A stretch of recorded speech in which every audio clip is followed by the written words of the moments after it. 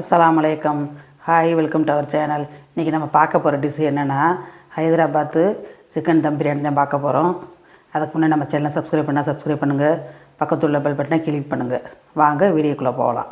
Hyderabad chicken biryani செய்கிறதுக்கு எல்லாமே ready பண்ணி வச்சுட்டேன்.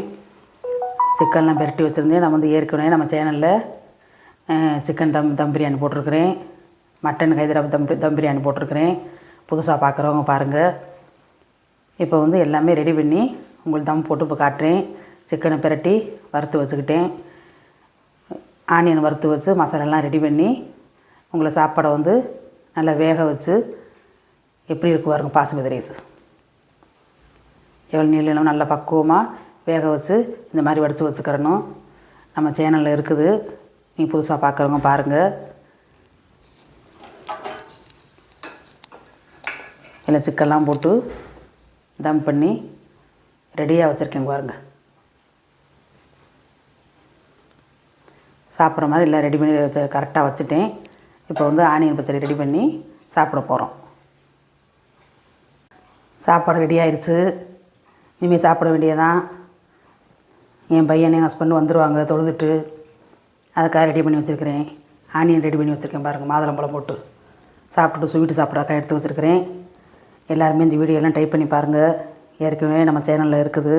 புதுசாக பார்க்குறவங்க நம்ம சேனலில் பாருங்கள். சிக்கன் தம் பிரியாணி இருக்குது, மட்டனில் தம் பிரியாணி, ஹைதராபாத் தம் பிரியாணி மட்டனில் போட்டிருக்கிறேன். அதுவும் பாருங்கள். நல்லா வறுத்து போகிறதுனால சிக்கன் நல்லா வெந்திருக்கும், சாஃப்டாக இருக்கும் பாருங்கள். சாப்பாடோடு சேர்த்து சாப்பிட்றதுக்கு நல்லா அருமையாக இருக்கும். எல்லாருமே ஏழைகளுக்கு தானம் தர்மம் அவசியம் செய்யுங்க. நம்ம நல்ல சாப்பாடு செய்யும் போதெல்லாம் ஏழைங்களுக்கு கண்டிப்பாக கொடுக்கணுங்கிறது எப்போவுமே மனசில் இருக்கணும். நாங்களாம் எப்போவுமே செய்வோம். சில பேர் நல்ல சாப்பாடு செஞ்சுட்டா கொடுக்க மாட்டாங்க. அந்த மாதிரிலாம் நினைப்பு இருக்கக்கூடாது. நம்ம சம்பாதிக்கிற பணம் ஏழைங்களுக்கு கண்டிப்பாக நம்ம தான தர்மம் கண்டிப்பாக செய்யணும்.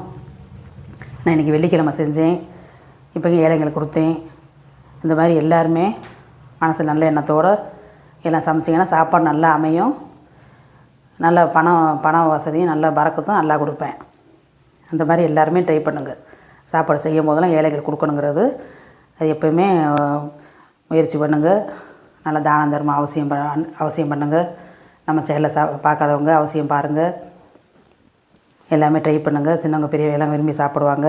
இந்த வீடியோ பிடிச்சிருந்தா லைக் பண்ணுங்கள், ஷேர் பண்ணுங்கள், கமெண்ட் பண்ணுங்கள். Thank you friends.